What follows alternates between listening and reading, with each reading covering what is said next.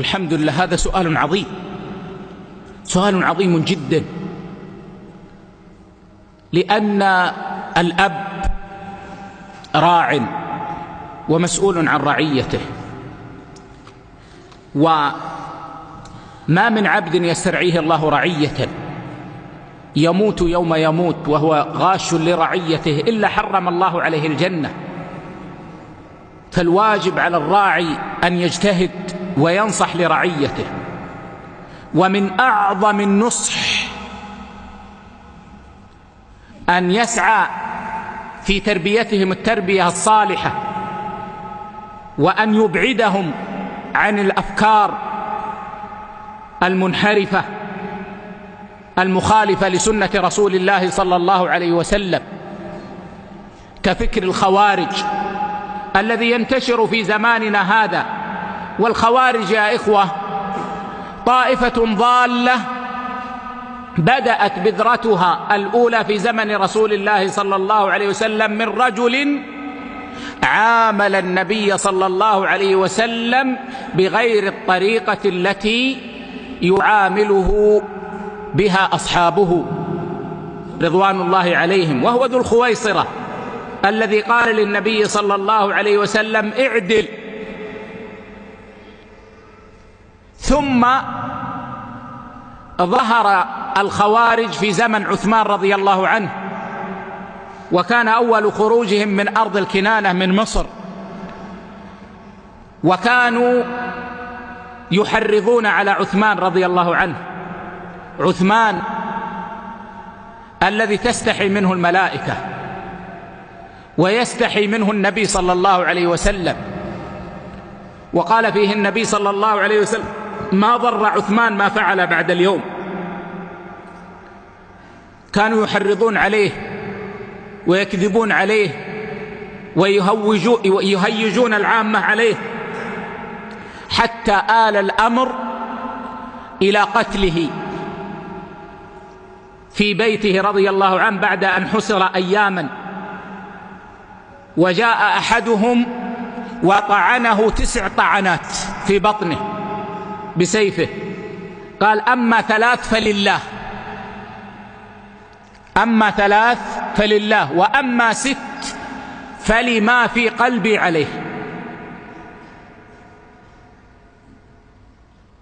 ثم خرجوا خروجهم المنظم على علي رضي الله عنه، وهم يخرجون في فترات، كلما ظهر قرن قطع، ويخرجون في آخر الزمان حتى يخرج في عراضهم الدجال، وصفاتهم واحدة، يشتركون في صفاتهم.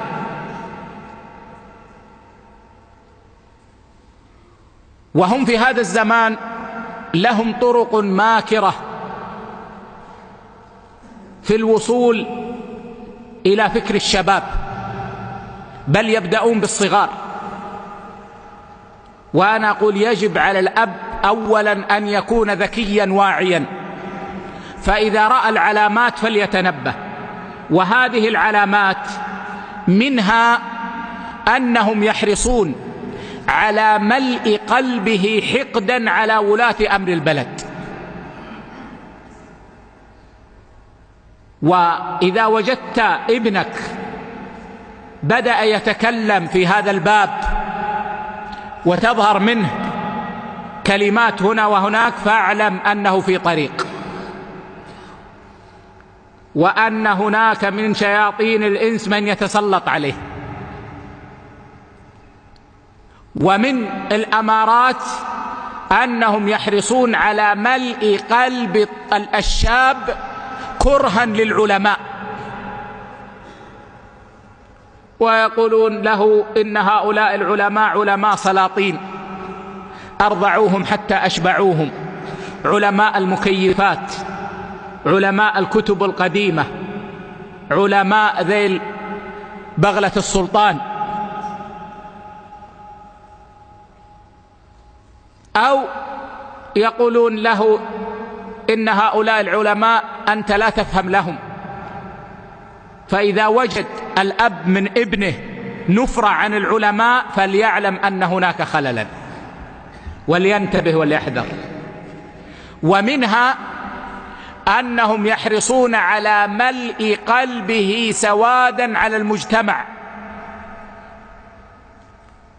وأن المجتمع أصبح فاسدا لا خير فيه، وأن نبحث عن مكان آخر، وأن فهنا إذا وجد هذا في الشاب فليعلم أن فيه خللا، وأن هناك أمرا وراء الأكمة. ومنها، وهذا مهم جدا يلاحظ في البيوت، أنهم يحرصون على عزل الشاب عن كباره، عن والديه، عن أعمامه، عن خيلانه الكبار في السن، لأنهم يعلمون أن الكبار حتى لو لم يتعلموا فقد علمتهم الدنيا الحكمة، فهم حاجز بينه وبين السقوط في مكرهم،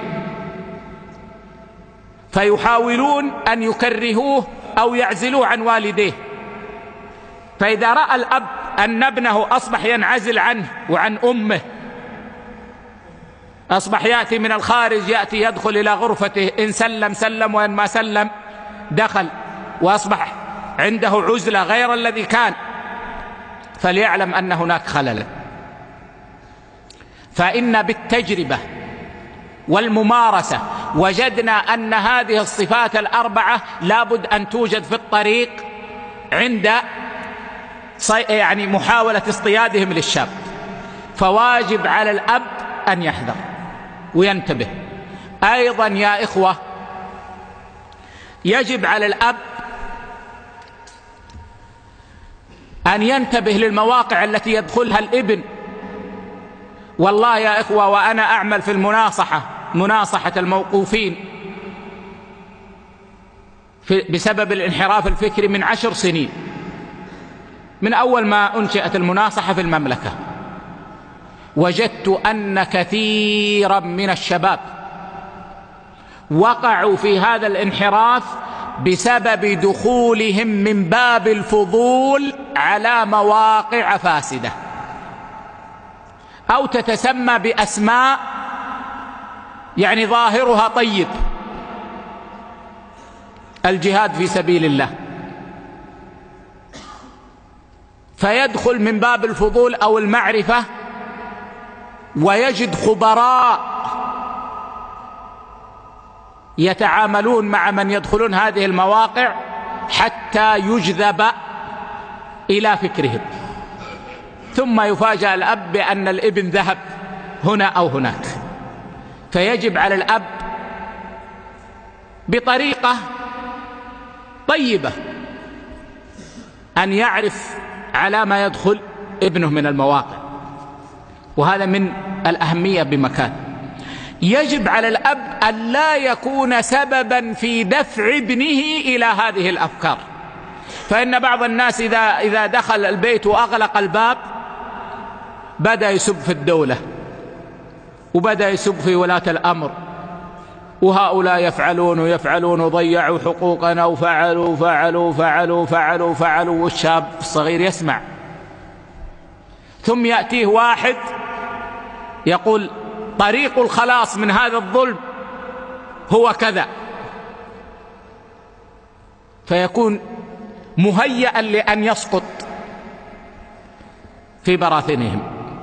من الأشياء المهمة التي يجب على الأب أن يحرص عليها أن يلحق ابنه برجال صالحين معروفين بالعقيدة السلفية الصحيحة والمنهج السلفي الصحيح. فوالله ما شقي من شقي من المسلمين إلا بسبب بعده عن منهج السلف. منهج السلف فيه الصفاء، فيه النقاء، فيه السلامة، فيه تحقيق العبادة. فالأب ينبغي عليه أن يلحق أبناءه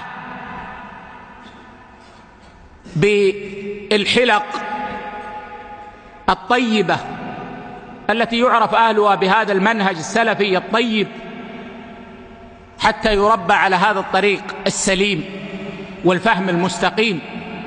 وألا يدع ابنه يجالس من شاء. في السابق يا إخوة كان الناس يعرفون الجليس إما فاسد أو خير، إما شخص واضح عليه أنه من أصحاب المعاصي أو شخص واضح عليه أنه من أصحاب الدين.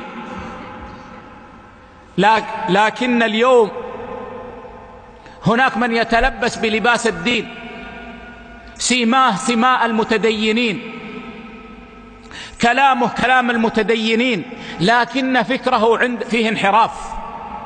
فيجب الحذر، وأن تنتقي لأبنائك الجلساء.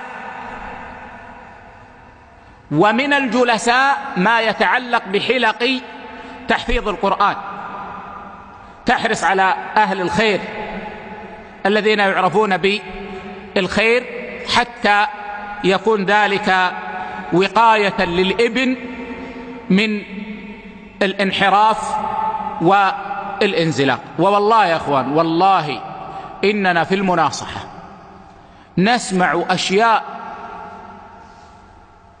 تجعل القلب يتفطر